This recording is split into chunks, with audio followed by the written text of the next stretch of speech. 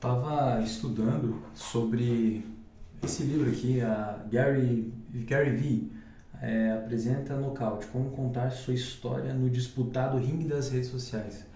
E é interessante que ele aborda um tema envolvendo o consumidor e ele cita um exemplo que a única coisa que um consumidor jamais lhe dirá sim se você o emboscar com um pop-up gigante bloqueando toda a página da internet que ele estiver tentando ler.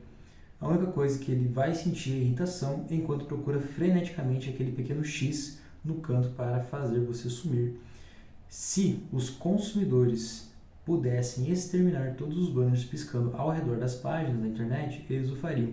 Ninguém quer ser interrompido, ninguém quer um vendedor de plantão pronto para assaltar à sua frente a cada esquina. Isso aqui me pegou. Por quê? Ele complementa. Sua história precisa criar um apelo emocional às pessoas e conquistar a boa vontade delas, de modo que quando você finalmente lhe pedir que faça uma compra, elas sentirão que já ganharam tanto que seria quase uma grosseria recusar. E aí o ponto. Gerar valor é um tema um pouco paradoxal, porque assim, quando você está gerando valor sem empurrar uma venda, é natural que ocorra a tal da venda, é natural que ocorra um lead frio se converter, porque você está atacando muitas vezes a dor dessa pessoa. E o ponto-chave aqui não é nem sobre venda, o ponto-chave aqui é sobre gerar valor. E a diferença, quando a gente faz uma comparação de profissionais no mesmo patamar de tempo, o que se sobressai de um profissional para o outro é o tempo que ele utiliza para estudar. Tem aquela famosa história, né, do lenhador que estava trabalhando todos os dias, todas as horas, mas ele não conseguia performar, não conseguia derrubar a quantidade de árvores que ele precisava derrubar, até que veio um sábio e perguntou para ele, mas quanto tempo você para afiar o machado? E esse é um tema, é um tópico para todo mundo, né? Você só é bom naquilo que você faz se você pratica e estuda. E não 70% um e 30% o outro, mas sim muita prática e estudo também, muito estudo. E encontrar esse balanço, lembrando que a vida não é um equilíbrio, é um constante desequilíbrio, é um constante caos, encontrar esse balanço de vida profissional alinhada, vida pessoal, estudo, carreira, estudo pessoal, estudo de relacionamento, estudo de filosofia, não é uma coisa equilibrada. Você tem filhos, você tem esposa, você tem marido, e esse caos que a gente procura controlar é muito difícil. É muito difícil. Então hoje eu estou aqui, por exemplo, no escritório, li o livro, ao mesmo tempo, depois que eu li esse livro, eu liguei a câmera e estou buscando falar o conteúdo para essa câmera, independente se alguém vai ouvir ou não. Porque a ideia é você consumir o conteúdo e já praticar. A gente perde muito tempo consumindo, não coloca em prática um conteúdo.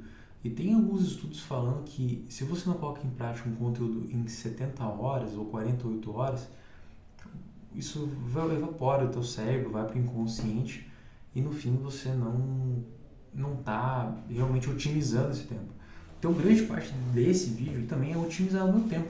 Em meia hora eu li e agora eu estou falando para uma câmera, explicando um tópico que eu consigo associar, eu consigo ter conexões neurológicas envolvendo um tema em uma simples frase, né?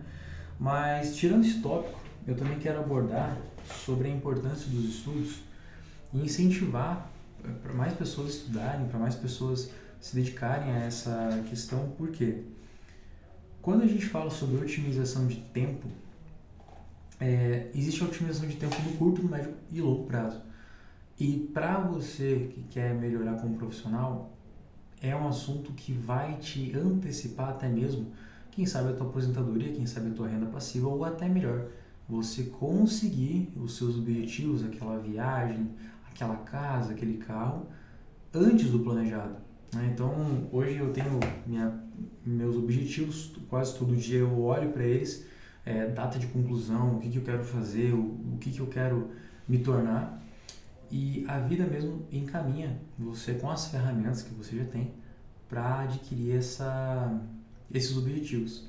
E de um tempo para cá eu ando percebendo isso, que naturalmente a minha vida vem se encaminhando para conseguir esses objetivos que eu tracei e que eu tenho data de conclusão. Talvez eu não consiga na data estipulada, mas é o famoso mire na lua para acertar nas estrelas. E isso tem me impactado consideravelmente porque de uns meses para cá, pouco tempo na verdade, semanas, eu venho atuando de uma forma corajosa em relação a isso, sem esperar o momento perfeito. Apenas, né, por exemplo, abro a câmera do celular, gravo. O celular não é bom, o celular é ruim, não tem microfone aqui, e tudo bem. O importante é você agir mais do que pensar excessivamente, esperar o momento perfeito. E é isso. Eu acredito que era o conteúdo que eu queria falar hoje, mas eu espero falar mais, sem ser só de 5 minutos, 6 minutos. Quero falar por 10, 15, 20 minutos. E para isso eu preciso encher a cabeça de conteúdo e praticar, colocar em prática. E é até legal, porque eu tenho vários cadernos aqui, envolvendo anotações e tal. Essas anotações eu posso revisar a qualquer momento. E também é um ponto de você fisicamente expor, né, escrever, colocar o papel e caneta e expor todo esse conteúdo aí que está na tua mente, sem ser apenas para si, né? Não ser um consumidor excessivo, mas também um fazedor. Fazer isso, expressar isso é muito importante. Então, da mesma proporção que você consome, exponha, não seja só um consumidor. Beleza? Acho que é isso. Tamo junto.